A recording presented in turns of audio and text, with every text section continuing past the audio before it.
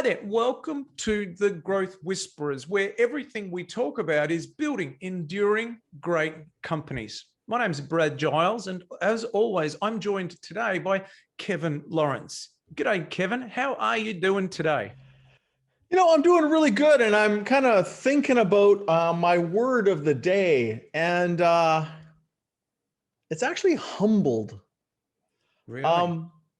I was helping my daughter with her homework tonight, and she had to do a whole bunch of research on all the cities across Canada where we live, and get the population and the biggest economic drivers in the economy and blah blah blah. And she needed help doing her bibliography. So I said, "Okay, I'll help you." So shockingly, not like when we were in school, there's a software where you put the link and it helps you to produce the proper format of the bibliography. So I started doing it. It gave me a headache because she had like 5 pages of websites she had used. And I had to go through and do this thing called manual labor. And I felt like I would have rather like shoveled a pile of gravel in my buddy's backyard. So I'm have to go copy the link, paste it, go to the website, click, do a new entry, hit another button, paste it in, hit enter, click the link, scroll, click, scroll, lick, copy this little properly formatted bibliography entry, and then put it back in the Word doc. And I went through and I was doing this for like an hour and a half.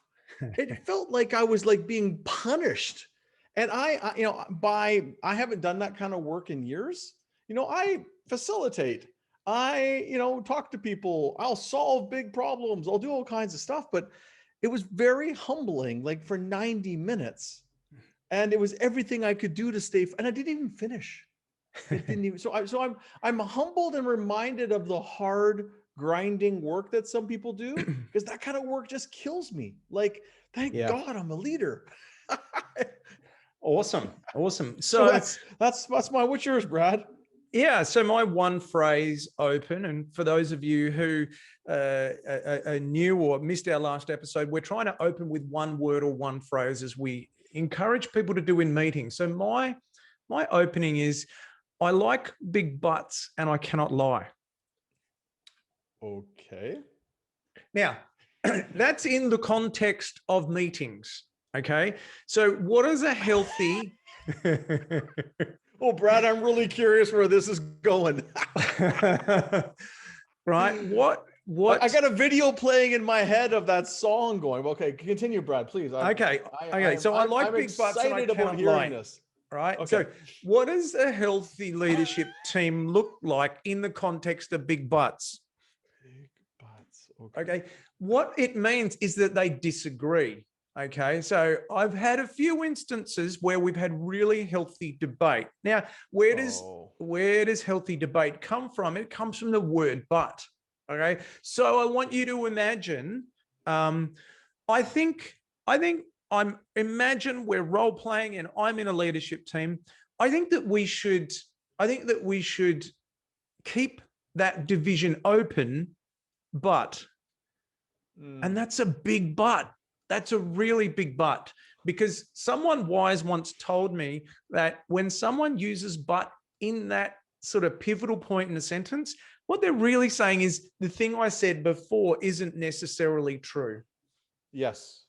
So I like big butts and I cannot lie, because big butts in a leadership team, in a healthy leadership team, mean that we're really looking into, when we analyze those sentences during the conversation, we're really looking into what it is that we could do, or the decisions that could potentially make our company great, the big decisions. Well, this is interesting, Brad, because we're going to have a show about bibliographies and big butts. That's going to be really, we got to think on that's not what we're planning on talking about, but there's a theme happening here. There is. Yeah, I get what you're saying about the big butts, about the disagreeing and how powerful that is.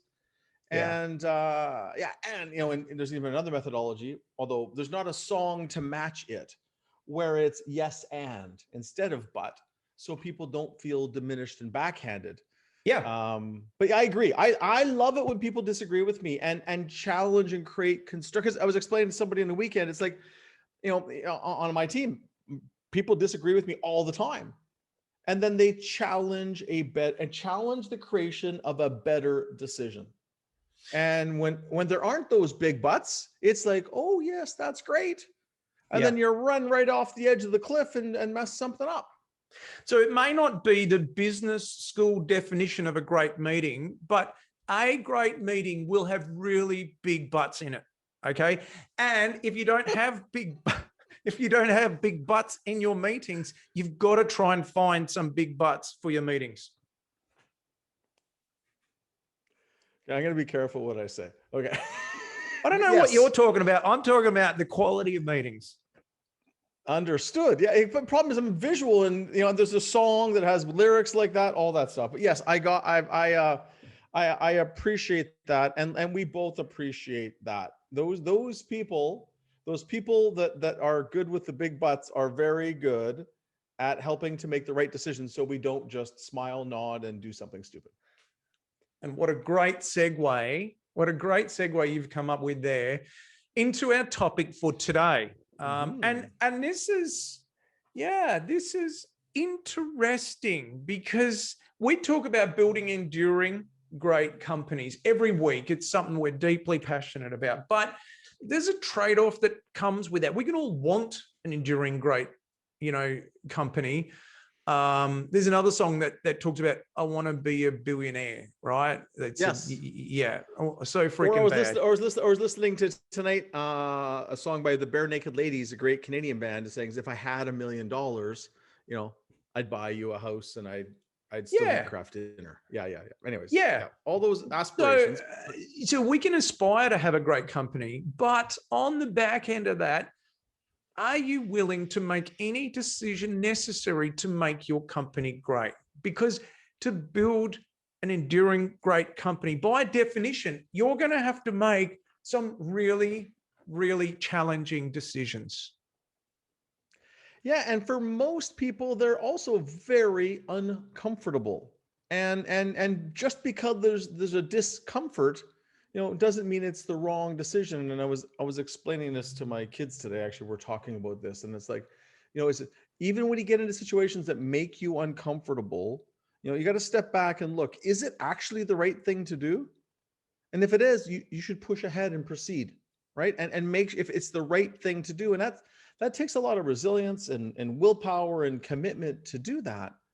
And if you look at the difference between those that are okay and those that are great make a bunch of tougher decisions. They make decisions that separate their reality from mediocrity. And and we've talked before, and I like using the metaphor of a recreational sports team versus a pro team. Yeah. The pro team, they make tougher decisions about lots of things, and whether it's practices, who gets to play, what the regimens are. There's more discipline and tougher decisions made. So it's a big thing. It sounds so simple, but all day long we're involved in that. And I was just with the CEO this week, we had a full day with all of his different business units. And we went through it all, and we came with a list at the end. And in these sessions, and I've worked with him for years. He's an awesome CEO. Got a really an excellent company, always pushing for greatness. But in the end of the day, I summarized, I think it's 8 key decisions that we made or agreed we will make in the next few months. And as a result, I will now have this list. I keep this list, and I will make sure we talk about it every time we talk to make sure those decisions get followed through, because each of those decisions will make a notable improvement in his company. And each of the decisions has a couple $1 million impact to the bottom line over the next couple of years. But they're the big ones. There's a whole bunch of little ones I don't even bother tracking, but I'm always, as a coach, hunting for those big doozies that are game changers. And I like both of us are more strategic in our approach, but people need help with those things. That's where we add a lot of value, because people often have a hard time, one, making the decision on their own, i.e. intellectually deciding, or secondly, maybe executing on that decision, even when they know it's right. And one of the things that I'm interested in this area is loyalty, because loyalty to people or to processes, or even loyalty to departments or customers can actually really be a huge hindrance here. The loyalty that Yes. you've got to an individual who is underperforming over the long term can be a real problem. Now, last week we spoke about the 7 people decisions from Jim Collins, and that was a great episode. I'd encourage you to go back and listen to that if you haven't. And that's really digging down into the people section of tough decisions. But here we're kind of going up, and we're saying across the whole business, if you want to build a great business, there are some really challenging decisions that you have to make, and you must be prepared to make if you want to live out that dream of building a great company. Yeah. And you touched on something there about loyalty, Brad, and I call it loyal to a fault. And a majority of founding entrepreneurs I've worked with are loyal to a fault. Now, there's other ones that are psychopaths. Those are not as common in the entrepreneurial organizations we work with, although they're there. But the loyalty to a fault, and it's basically that they're loyal to the one person that's been with them for a dozen years. Yeah. And unfortunately, there's a massive cost to the rest of the organization and even to them. So, yeah, loyal. I'm a loyal person by nature, but loyalty to a fault is a real trap, and it clouds people's decision making. And it's one of the techniques that we use to help this, and I use this all the time to unpack really hard decisions. Yeah, let's decide on what, but not contemplate how. How creates way more stress. All the execution stuff, it's always messy and a nightmare on the big stuff. You just got to decide what at a principle level. And then once you're done that and you're committed, go to work on how to make it the best you can. When you mix what and how together, you're in trouble because you're not going to get there. So why don't we drop into our list here, Brad? And I just messed up something on my screen, so all of our episode notes disappeared for me. That's all right. I may possibly be able to help there. So look, let's go back. We'll start with the question. Okay, the question being, are you willing to make any decision necessary to make your company great? Then we fall into the first point, which is really, well, you have to accept that there's a trade-off when you decide to be great. If you want to run a mediocre company and get mediocre profits, and going skiing or going out on your boat, or living a luxurious lifestyle is more important, that's fine. But if you decide to be great, there is a decision that you're making with that there's a trade-off, and you're going to have to make a lot of really tough decisions. So just accepting that to begin with. Yes, and it's if you decide that you play whatever sport you like to do for fun, if you play a recreational sport or do a recreational activity, if you decide you want to be on the national team, there's a higher level of commitment. You're going to have to train harder and be more focused and do tougher things in order to get there. I've got a friend of mine, his son, I think he's about the same age as my son, just moved to California to join a race car program, which is a massive thing. Yeah, but I'm going to get the age wrong, but my son's 17. He's a similar age, and the kid's now living in California because he can't go back and forth because of all the COVID stuff. Yeah. No, amazing thing. And with the discipline and the commitment that this kid and his family have put into this is amazing along the way. So yeah, it's a different level of commitment to be able to do that. And you got to be ready for those decisions. And if it's what you want, it's worth it. It's just a higher level of almost accountability and commitment required. Yeah. So let's look at an extreme level. It's the concept of burn the boats. It's not necessarily business related.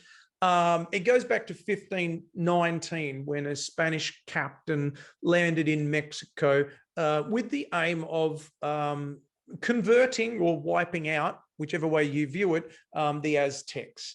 The long story short is some of his crew thought that this wasn't such a good idea after they landed, and realized how resilient the locals were. And so they thought it'd be a good idea to jump on a boat and go back to Spain.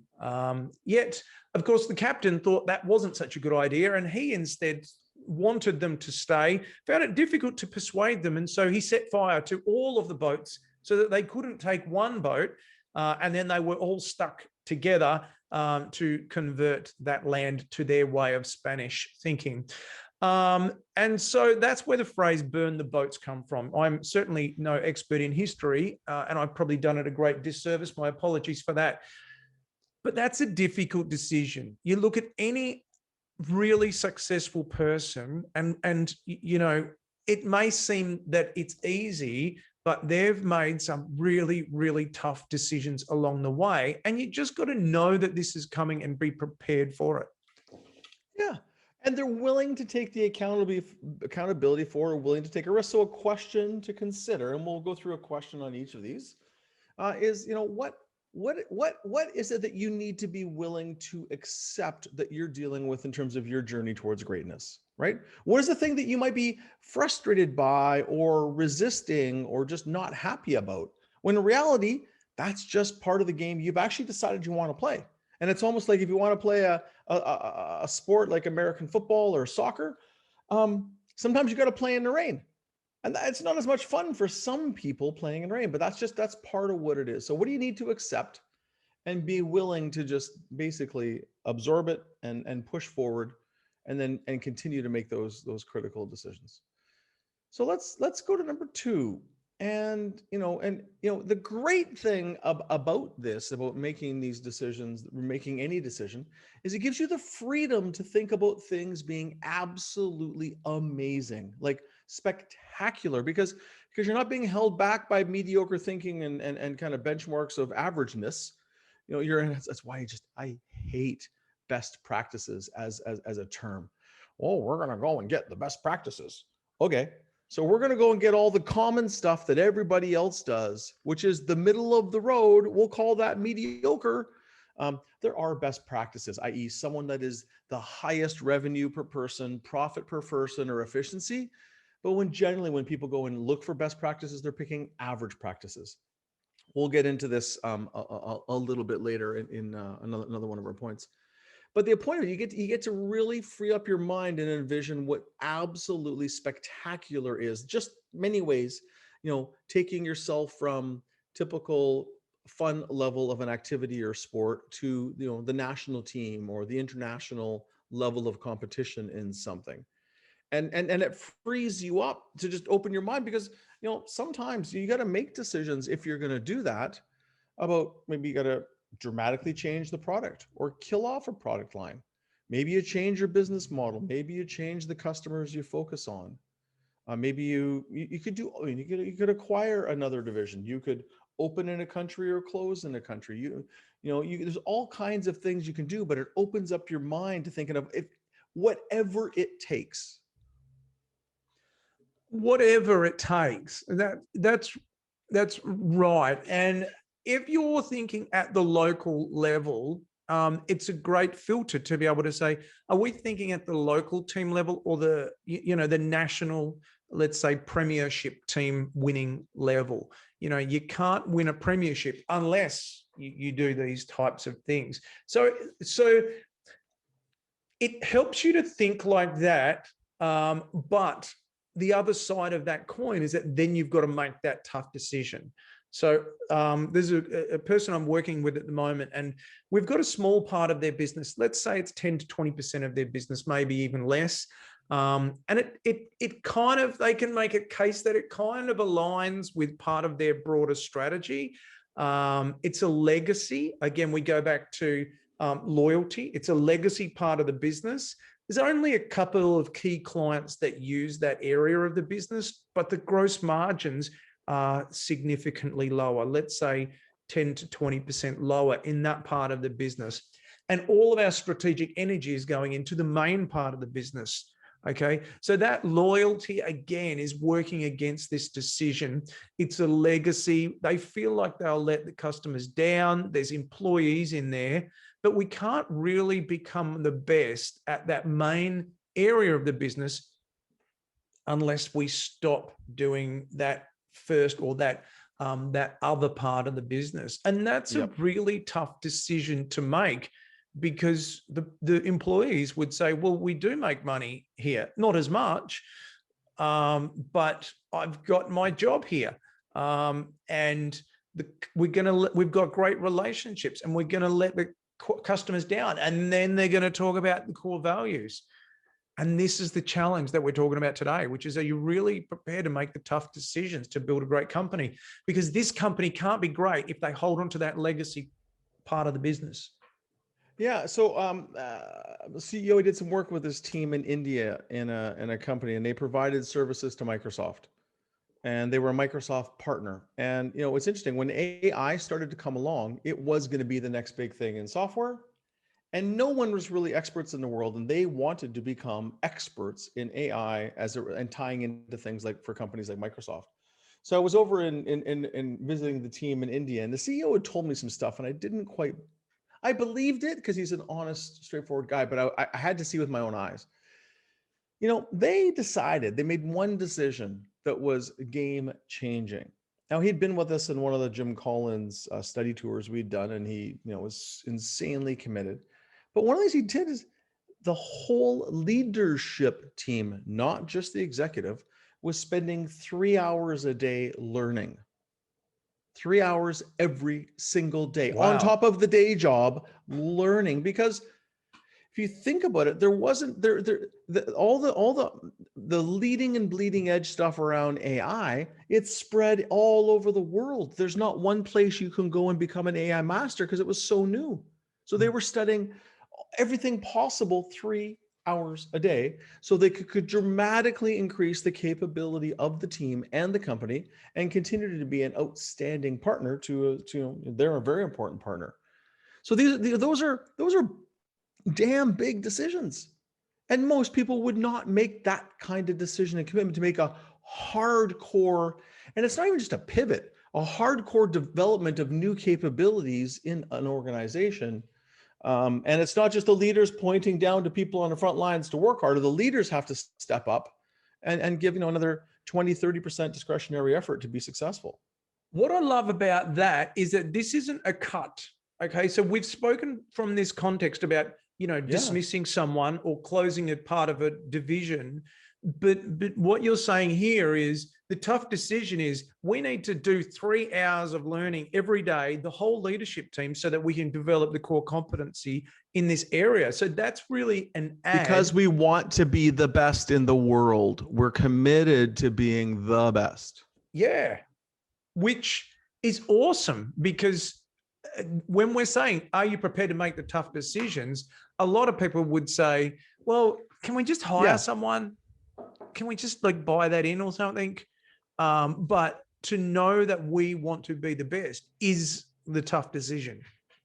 Right. And you're almost committing yourself to a level of labor and suffering, kind of like I felt today helping my daughter with her bibliography.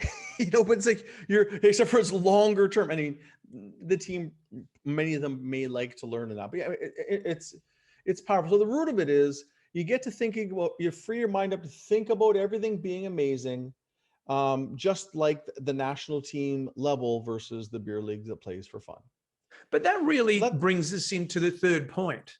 That's a great segue into, we're all about segues today. Did you know, off topic, the person who founded the Segway actually died driving a Segway. He went off a cliff. I heard that. Yeah. Anyway, that's my apologies. Let's get back into where we're at.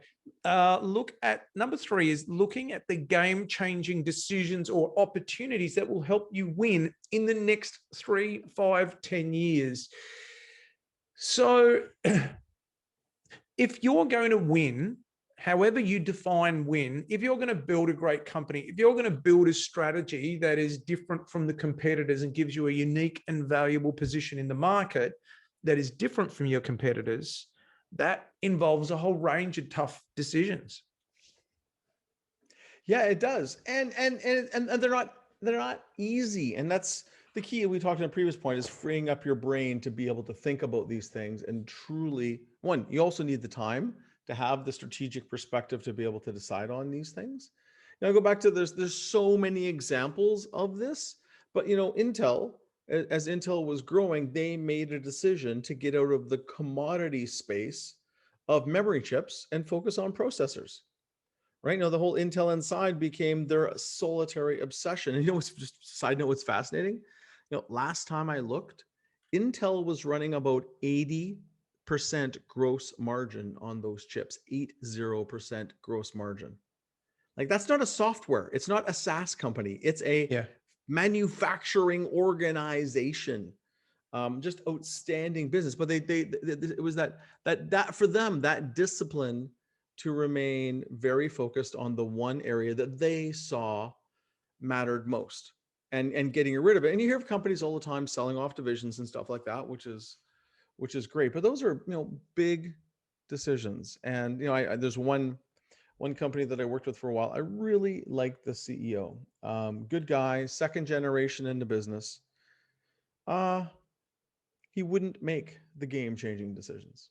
Yeah. There was a couple of fundamental flaws in the business. One in particular in terms of structure / business model, and he wouldn't do it. And I finally said to him, I said, hey, look, it's really nice helping you. The business will not get any better. Yeah. It's going to bumble along like this. It will continue to be a burden for you. It will continue to be a lot of work and not fun, because you fundamentally have the business structured in a way that does not make sense. It creates internal conflict that rises up to you, and so you will always have to be involved. So we discussed it. And I tried a number of times. I do not give up easy. And I really like the guy. And if he called me today, I'd still talk to him. I just finally said, we need to stop this. You're wasting your money, because it won't get better. And the thing that make the call. The thing about, and I've had to have those conversations as well, right? And the thing is, it breaks your heart as a coach, advisor, to have to do that, because the reason we get into this game is to help people. Like, we want, and we can see the potential, but when people, they aren't prepared to make the hard decisions, that is obvious to everybody around them needs to be made, and they just sit, and their loyalty is working against them. The legacy, they're ineffective as a leader, and it breaks our heart, because we only give up after we've tried every single possible angle.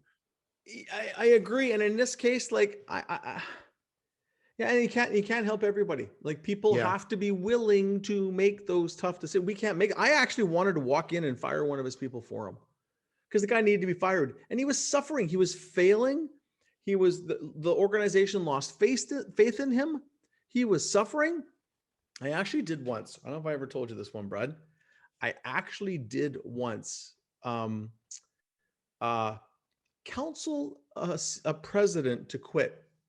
The CEO wasn't available. The CEO, I actually don't even know what happened, but the primary shareholder CEO, they may have burnt out. I don't know, but they were not in the country for a long period of time. So we had to keep driving the business. And one day in the middle of the session, the president he was in the way. Wonderful man. I love this guy. Sweet man. Should not be close to being president. I think the CEO had some issues. Put the closest person to them in charge. And anyway, long story short, I said, we got to go for a walk. I went for a walk. I met him early in the morning and counseled him to quit, because he was failing. And it was an awkward situation, because I couldn't talk to the CEO. The CEO was not in communication with anyone. So I had to, and the CEO was the 100% shareholder. So I had to counsel, and I knew it was the right thing. And I never actually got to talk to them. I never saw the CEO. But it was just like, someone needs to make these calls sometimes. Yeah. And this guy knew, and he just needed the nudge. And then somebody else took the role. The business ended up getting way better. But it's hard. And I'm not blaming the CEO for that. The CEO was off. But the point of it is that these things have to be dealt with. And normally it's not our role to do it, and we're not always right on these two. So the key point there is look at those game-changing decisions that will make a massive difference. That might be scary, it might be hard, but will, and it'll help your business to endure and continue to be great. So let's go to number 4. Yeah. Deciding with your strategic mind instead of your ego or pride or Yes. emotions. Yeah. Ego is the enemy, as Yes. as the book title says. So so this goes across the realm, like the tough decisions aren't only people decisions, as we've said. This could be people decisions, or cash decisions, or execution decisions, or strategy decisions. It could be any one of a range of decisions. But many times it's good to ask yourself, am I not prepared to make the tough decisions because of my ego, or is that getting in the way? So let's just use a cash decision. Now, maybe what the business really needs is a stronger balance sheet. Maybe you need to have, I don't know, 6 months or 3 months worth of cash in the bank to, avoid the potential things that happen. I don't know, like COVID, or there's always problems that can occur. Yep. So to improve the strength of your balance sheet. It's good to have a war chest. It's good to have a war chest. Yeah. So is it your ego that's preventing you building that war chest because you want to go and acquire a company, because you want to fit out the office, because you want to get the new car, or I don't know, whatever it is? Or you want the new head office with the company name on it. That's more, or who knows? It could be a million different things. Yeah, and it's, and one of the CEOs that I worked with was a founder, and what he did in this case is that he realized he was not the right person to take his company to the next level. He stepped aside and let somebody else run it, right? And it wasn't that he wanted to step aside. Some people want to step back and have someone else run the business. He just realized he couldn't do what the business needed. And so to step aside from your own business and let somebody else run it, that's doing the right thing for the organization. That's what, Jim Collins would call a real level 5 leader, right? Yeah. The what's good for the organization in front of themselves. So there's lots of those. And those are hard things. And again, there's the ego, there's the pride, there's your fear, whatever emotion comes up getting in the way of it. And that's why, I talked about earlier, it's the what, then how. Think about what the right decision is. Don't even contemplate how, and deal with the how later. But it's the how, and thinking of what it looks like and feels like and how it impacts people, that often clouds our decision making. So decide with your strategic mind and not your ego or your pride or your fear. And that also takes, and we'll talk about this in the next one, but it takes being around the right people to help you with some of the stuff and in the right environment. Mm-hmm. So you want to drop us into number 5 there, Brad? Yeah, number 5, keep calibrated to greatness.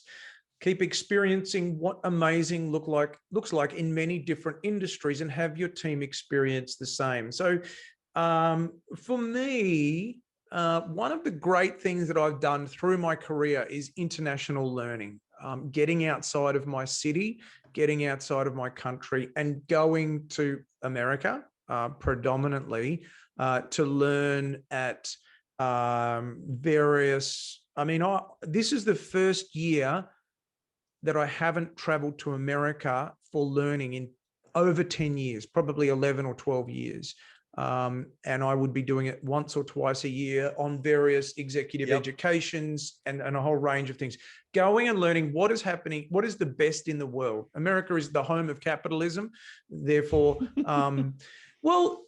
therefore, they've probably got more capitalists. Therefore, they've probably got more case studies. That's, That's my basic reasoning. So certainly a lot more than Perth, Australia, a tiny little town of 2.5 million people.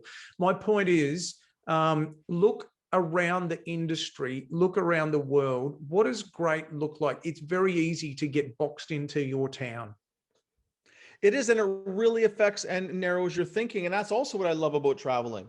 When I travel and work in all kinds of different countries, it opens up my mind to different things and possibilities.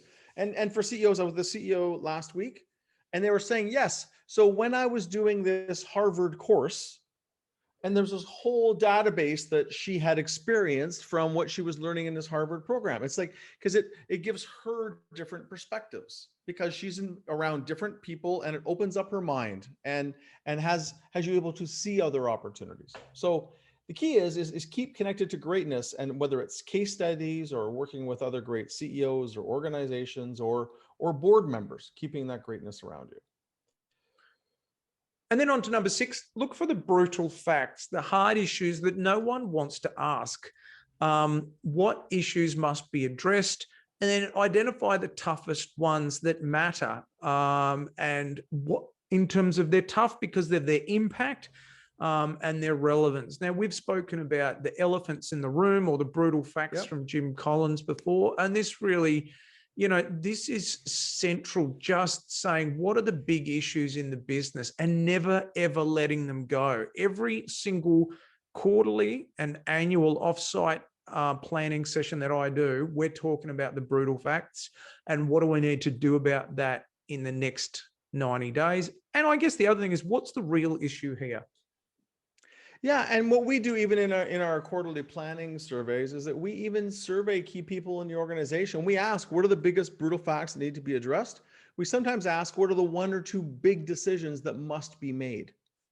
We also ask about the opportunities and all the positive, the good stuff, but it's the underlying issues that no one wants to deal with. And I tell you what, we build big lists. And as you said, you figure out, we try and prioritize the top few.